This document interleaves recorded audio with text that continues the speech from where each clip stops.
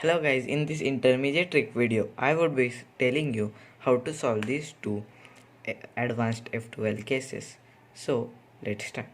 For the first case, when we have one corner in the bottom layer and the edge is in the top layer, the cross sticker faces us and the edge is like this.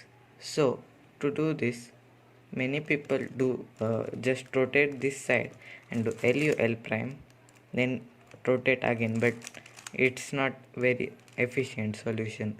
So to do this, we do R Q prime R prime U, and it's ready to go. For the second case, we have this pair when the cross sticker faces upwards and these two are matched.